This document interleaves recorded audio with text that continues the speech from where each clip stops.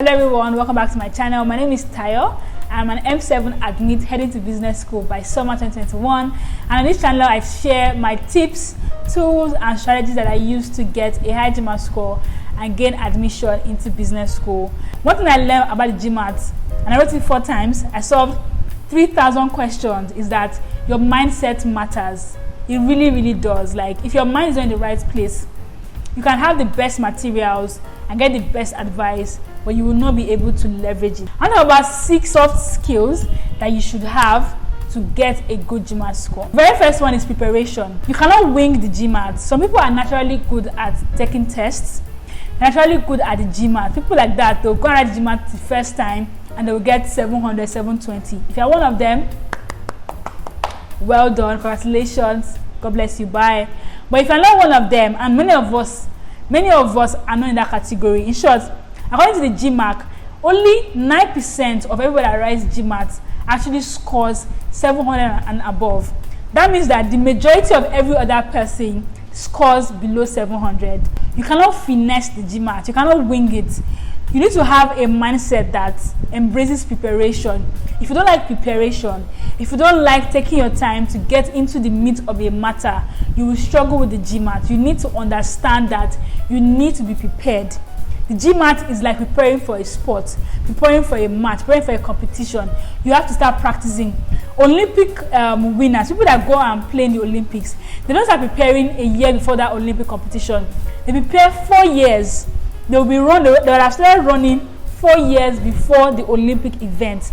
That's why they come there and it looks effortless, because they spend time in consistent preparation. Second skill you need to have is discipline. Look, the GMAT rewards disciplined people. People that wake up every day at the same time and study for the same number of hours every single day.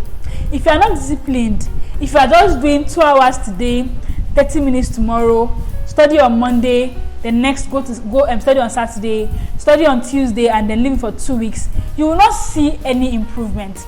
The GMAT requires focused energy. You need to be disciplined with your study. Even while you are studying, you need to be disciplined with yourself.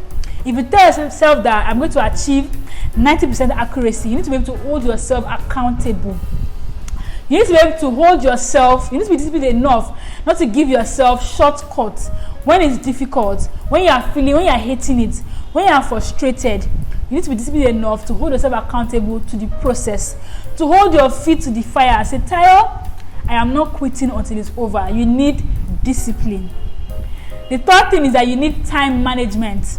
See, one thing about the GMAT, again, if you don't know this, you want to watch my GMAT algorithm video, I'm going to link it up here, is that if you are getting the questions correctly, but you are spending a long time on solving those questions, you cannot get a high score in the GMAT. The GMAT rewards people that can make decisions in a short period of time. But let's even leave that. That's a hard skill. For yourself as well, you need to learn how to manage your time. Many of us that are writing the GMAT, we are busy people, right? We have full-time jobs. You have a family. Maybe you are married. Maybe you are in a relationship. You have to take care of yourself, right? You need to be able to manage your time. If you have just 2 hours every day to read for the GMAT, you want to make sure that you are getting the best out of those 2 hours every single day. You need to have good time management skill, not to waste your time in the day, not to waste your time like on social media. The next skill is focus. Focus is so key on the GMAT. Like, if you are solving a question and your mind just shifts for a minute, that's it. You could have lost your train of thought. You want to be able to maintain focus. If you are thinking about sentence correction, you want to be able to keep your mind on that question. And GMAT is very boring. The GMAT questions are always very boring, especially when you are tackling reading comprehension. You are faced with very boring questions, and you want to be able to hold yourself and maintain focus even when the question is boring. That's a soft skill that you need to learn. Another one is endurance or grit, or the ability to play the long game. See, the GMAT, for most people, you will not study GMAT in 2 weeks. You won't crush GMAT in 1 month. It may take you 3 months. It may take you 6 months. It may take you a year. You must be able to endure. You must have grit. Grit is the ability to keep going until you get it done, right? Is you fail today, you keep going. You solve questions, you don't get them today, you keep going. You must have endurance. You must develop thick skin. You must be able to play the long game. If you are looking for shortcuts, hacks, and how to get the GMAT score in 2 weeks, you are not ready yet. To be honest, you are not ready. You need, the average person will not get 760 in 2 weeks. So don't bother yourself with those kind of videos. You don't need them. You need to build endurance. You need to build grit. You need to prepare yourself for the long game. You need to tell yourself that no matter how long it takes, I will keep at it. I will keep going. These are the 5 soft skills that I mastered. In short, during my GMAT preparation, I read a lot of books about building a strong mindset, and I share about them on my Instagram profile. I share about them on my website. The link to all of them are in the description box below. What's your biggest struggle?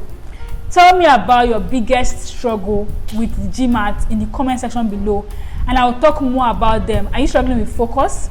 Is it time management? Is it persistence? Do you lack grit? Like, is it discipline or is it motivation? What do you need?